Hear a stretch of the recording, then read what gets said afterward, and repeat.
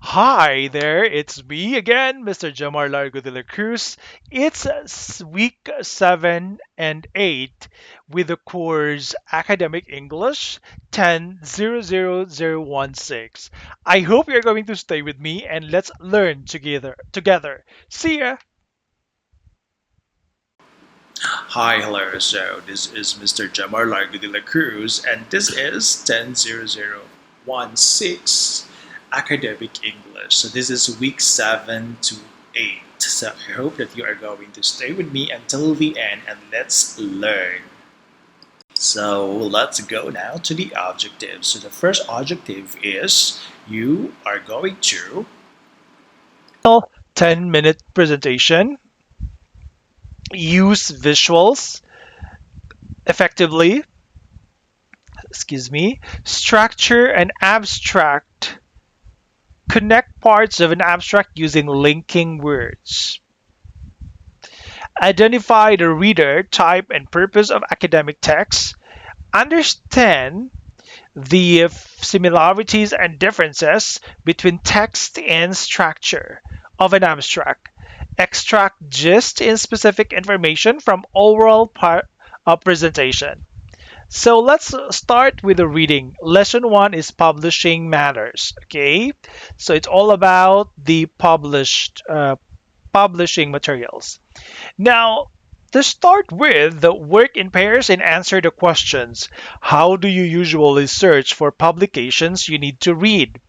What types of publications materials do you find most helpful in your teaching or research? So there's so many sites where you can find articles like example the Google Scholar, the ResearchGate, Academia, and also the Google Chrome itself. So it's really easy to find articles right nowadays. In ResearchGate, I always used to read the ResearchGates, Academia, and of course the Google Scholar. All right, so how do you usually search for publication? What types of published materials do you find most useful in your teaching research? So let's talk about that one. For reading focus one, are you familiar with the international magazines and journals? What is the target readership? So we have here so many journals here that I mentioned below, and the journal are the Scientific American, the Economist, Teaching Sociology, Cosmopolitan, Journal of Conflict Resolution, Business and Management Review. So we have Scientific American. It's all about American science enthusiasts and researchers, the economists, business professionals, and policymakers, the teaching sociology teachers and educators, cosmopolitan young women lifestyle, then journal conflicts resolution, researchers and scholars. Business and management review is business academics and managers. Moving on. So the texts below are all intended for different categories of reader. Okay, so number one, read them quickly and identify their target readership. What helps you to decide? Okay, for peer review policy, all research articles in this journal have undergone rigorous peer review. This is the Oxford Review of Education. All research articles in this journal have undergone rigorous peer review. Okay. Next,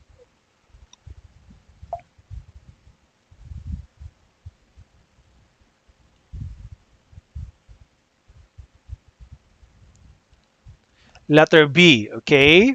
So letter B we have there abstract. Okay. From 1 to 5.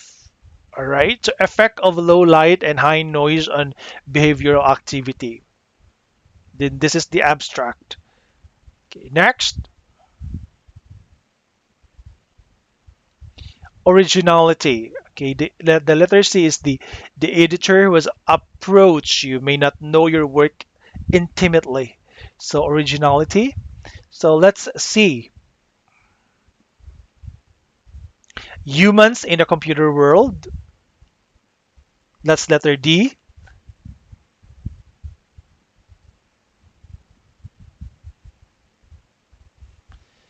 So, answer the questions below. So we have here which of the text contains information given in brackets? Why are they used? Which information is given in bold and why? Okay. Explain the logic behind the section in each text. Which text contains information in brackets? It's text B. The reason is that brackets are used to give extra technical information or clarification, such as measurements or explanation. So which information is given in bold? Text B, abstract. And then reason, bold text is used to highlight information, important sections, or headings so readers can quickly find the main parts of the article. What is written in italics in the text? It's text A, Oxford Review of Education and the review. So the italics are used for titles of journals or publications. Number four, explain the logic behind the sections in each text. Text A, description of the journal, editorial policy, peer review policy. That text B, title, author's abstract, numbered explanation of the study. Text C is advice for reviewers, evaluation criteria, section on originality. And text D is description of the journal, main topic area, specific research areas. So an abstract usually has standard structure. Put the elements of an abstract below in order. Does the abstract in text B have all these elements? We have number one, findings, reason for writing, conclusion, methodology, process, and problem. So remember this one. These are the elements of an abstract. So we have findings, reason for writing, conclusion, methodology, process, and problem. So moving on, we have here the letter E.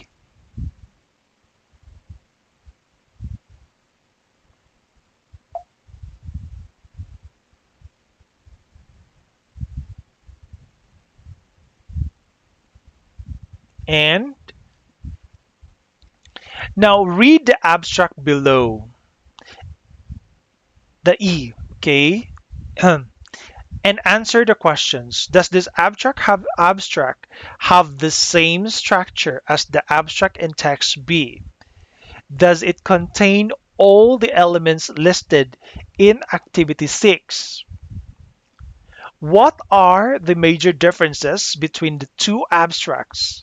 Which types of article mentioned in text D would they belong to?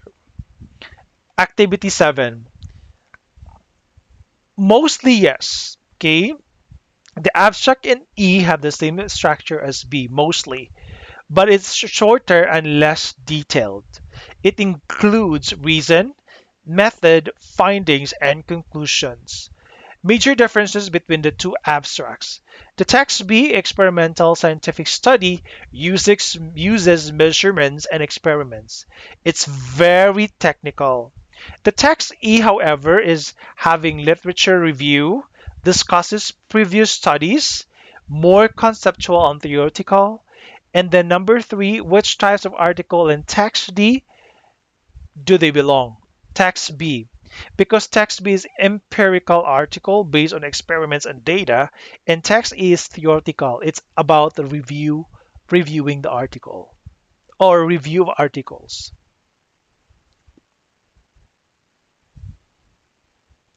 All right, so that's it. So we are done with the reading. So let's go now to the listening. Unit 4, the listening is in the audience. By the end of this unit, the students will extract the gist and specific information from oral presentations and use a variety of strategies of listening to a presentation. Let's move on now. So lesson 1, your participation is welcome. So to start, what is the difference between 3 lecture and a presentation? So use the dictionary interest. So experience, and the words and phrases in the box. So by the end of this unit, students will extract the gist, remember? So let's see. Okay. Presentation. It's a formal talk in which you describe or explain something to a group of people. Give or make a presentation on something. Lecture, a talk to a group of people about a particular subject. Mainly, you are teaching, okay? A college or university. Give a lecture on something. Okay, so presentation, you are going to have a formal talk, describe, explain something on a group of people, then use presentation or something like PPT or anything that you are offering. For lecture is all discussion and teaching. So that's the difference between presentation and lecture. Let's proceed now.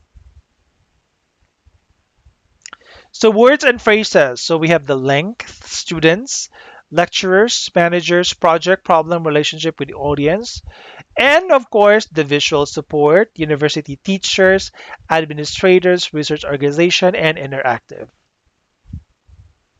Strategy focus. Okay, so let's move on. Work in pairs, go through activities 2 and 5 and match the sub skills below to the activity you practice it in. For effective listening, we need to develop the following skills. Identifying when a familiar word is part of a prepositional phrase, identifying related words, noticing the unstressed parts in a phrase, de-identifying the functional difference between related words, relating what you hear to previous knowledge. Let's continue and moving on.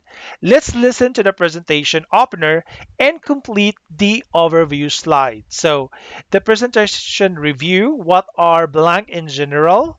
So let's answer this. Okay, so let's listen. Track 56. I'm going to talk to you today about research ethics. And it's really nice to see so many people from so many different universities here, and also from so many different disciplines. Thank you for coming along. The talk will be about 15 minutes, and I'm going to divide it into sections.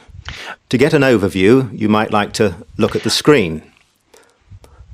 First, I'm going to try to define ethics in general. I'm not Aristotle, Socrates, or a Greek philosopher, but I'm going to make an attempt to do that, and to look at what the different kinds of ethics are. Then I'm going to focus on research ethics in particular, what exactly they are and what they mean in an institution. I will then look at whether the dimensions of research ethics are different in humanities on the one hand and in the STEM disciplines on the other hand.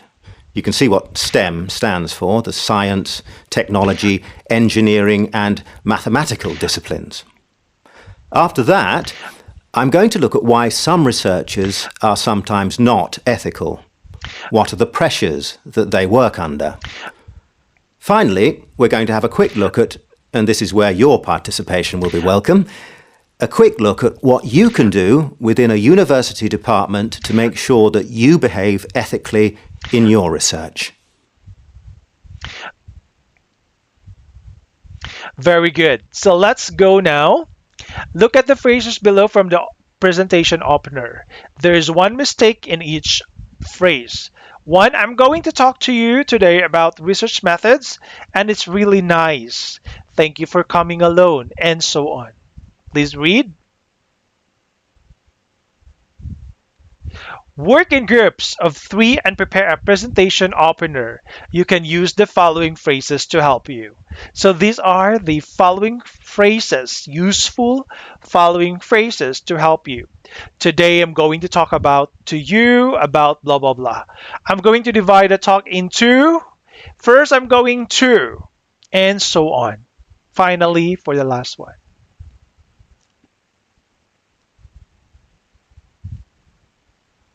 Lesson 2, the 3 golden rules. Remember this one? Read the statements below and say whether you agree with them or not. Why or why not? Give an example for activities 2 and 6. When you listen to a longer piece of speaking, it is important to identify key words. Key words are usually stressed and pronounced more distinctly. Unstressed words can often be inferred based on context and the key words. Some English words, phrases can be easily confused. You need to practice understanding the differences between them. Lesson 2, the three golden rules. Language focus. So let's read let's read in pairs of phrases. How are they different? Listen and take the phrase you hear. So let's listen. Track 60. So, what are research ethics? Well, actually, they touch all three levels: the personal, the professional and the institutional level, and the legal level. And there are three golden rules which govern ethics across all disciplines, whether we're talking here about the humanities, the social sciences, or those STEM groups of disciplines in universities. These three golden rules are, first of all, respect, and this is respect for other human beings, respect for your colleagues, respect for other researchers in the field, and respect for society at large. And there must also be respect for life.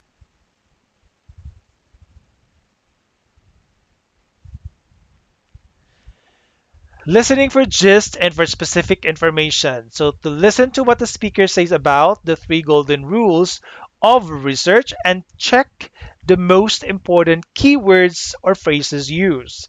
Give the reason. The first rule, respect research subjects, human participants, object of research, animals, the environment, conversations, confidential, and anonymous. The second rule, truth, honesty, standards, field of research, individual, research evidence, hypothesis. And the third rule, accuracy, the quality of knowledge, the best tools and instruments, collection of data. Track 61. These three golden rules are, first of all, respect, and this is respect for other human beings, respect for your colleagues, respect for other researchers in the field, and respect for society at large. And there must also be respect for life. So, human participants in research must always be respected. You can never treat a human participant as just an object of research. Their humanity always takes precedence over the research that you are doing.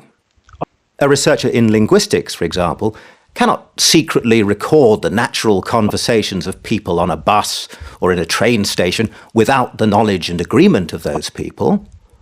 A researcher in psychology or sociology has to make sure that all the data they have on a participant is confidential and that the participant is anonymous. Respect for life doesn't just mean human life.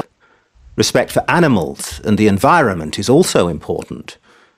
And research is all about improving knowledge in a field, but never at the expense of losing your respect for your subjects. The second golden rule is truth and honesty. Truth and honesty are a really key part of research ethics. They make sure that standards remain high, and it means that researchers must always be objective and honest in what they do. An important point here is that the field of research is always more important than the individual researcher. It must sometimes be hard for researchers to discover new evidence that proves that their ideas are right or wrong, but if they have respect for their discipline, then they must be honest and admit when they are wrong.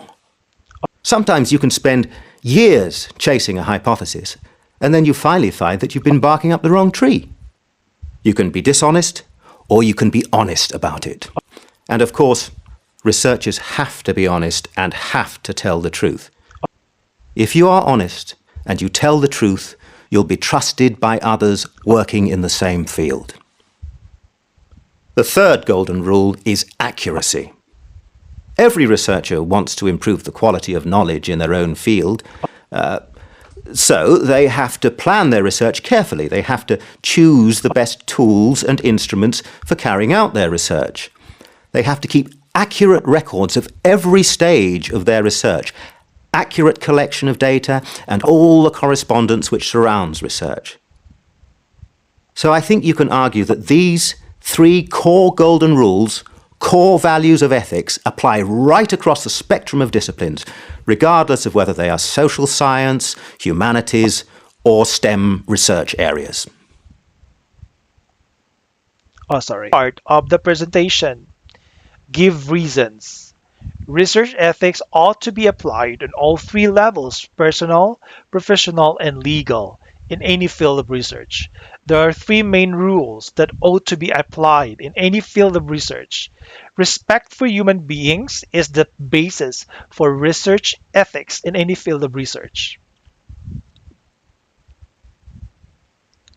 Listen to the talk again and make notes on the questions below. What is the most important example of research in ethics and psychology? What is the result of ethical behavior in research? What are the 5 things that make up accuracy in research according to the speaker? So let's listen to the talk again.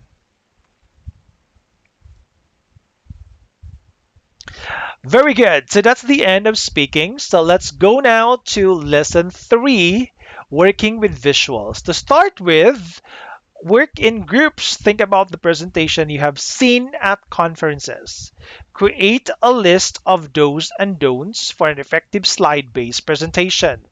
Use phrases from the language support boxes on opinions on page 109 and agreement and disagreement on page 111 to help you express opinions and agree or disagree with each other. Okay, so let's do this. Lesson 3, working with visuals. To start, the do here, give a title to each slide. That's very important. Don't use complete sentence. Okay? At least use complete sentences. Do not use complete sentences. It's not necessary. Okay? It's not necessary to do that one. However, if you are, example, teaching about reading, it's going to be long because you are going to mention those things. Unless this person has a book or the students have the complete copy of the book. However, if they don't have and you want to give information, you can do that, but not everything. Okay, so again, the do is give a title to each slide. Do not use complete sentences. Okay, improving slides, outline slides, prompt, conclusion slide, background. So a point or slide that you use in your presentation. It can be a word, a figure, or a short phrase. The part at the back of the slide, not the main words. Okay? And pictures. The viewer looks at a slide containing a general plan of what you are going to present. D, a slide summarizing the key points of your presentation. So to go to page 129 and read the slides checklist. Match the words and phrases below from the checklist to their definition. Let's read.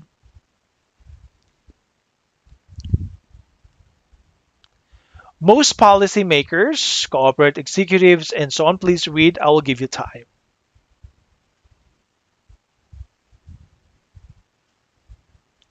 All right, thank you for reading. Let's proceed. The language focus of this writing is that find the following words in the abstract in the word that is close in the meaning to these verbs: to believe, to imagine, to suppose. The word that is opposite in the meaning to these verbs: to collect, to gather. The verb that is close meaning to this verb is to investigate and to study. A noun that comes from the verb is the verb to assume. A pair of verbs, one of which means continued and the other means change. Number 1, the word that is closest meaning to the verb to believe is assume. I give you the answer below. And number 2 is distributing, okay, to collect, to gather. Examine or examines for investigate and study. Number 4 is to assume is assumption. You're assuming. And then for number 5, a pair of verbs, one of which means continued and the other means changed. The first one is sustained, which is continued, and then change is altered. Okay, so be mindful of these words. Thank you for this one. So underline the phrases that help you identify the parts of abstract. Explain your answer. The phrase most policymakers shows the author has read a number of papers and now presents this information as background of the research.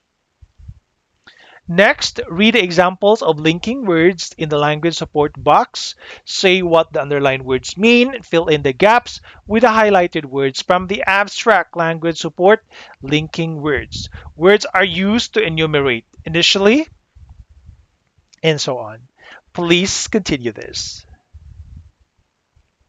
All right, language support words used to enumerate is initially, firstly, secondly, thirdly, next, and finally. Words that express causation, thus, as a result, because, therefore. Please be mindful of this one. Words that express contrast and comparison, although, however, whereas, likewise, in contrast. Words to use generalize, overall, in general, in short, to conclude, okay, or and generally. Please remember these words because these are very useful in speaking and, of course, in writing as well, especially if you're going to make a presentation. Put the letters in order to make a word, okay? So, number 1 is thus, in this way, hence or so. Number 2 is therefore, okay? As a result, for that reason, consequently. Number 3 is likewise. Okay. Also, similarly, additionally. Number 4 is however. Okay. In addition, sorry. However, nevertheless, nonetheless, although. Number 5 is furthermore. It means in addition, moreover, besides. Number 6 is initially. It means at first, at the beginning. And number 7, overall, on the whole or generally. All right, very good. Remember these things. These are very useful in your speaking as well, not just only in writing and speaking, and also in doing your presentation. Read the abstract below and say how the use of technology in university classes influences the way students study. I'll give you time to read. Please read. Very good. Next one. Okay. Now let's use the transitional words a while ago. So this is the answer for activity 12. How technology influences the way students study. Technology in university classes improves study preparation, participation, attentiveness, learning, and note taking, quality, but somehow some behaviors such as study, time, and attendance, and so on. Thank you so much for watching about our topic for week 7 and 8. I hope you're learning from this unit and you are ready for your presentation, your speaking, and making of abstract. Thank you so much.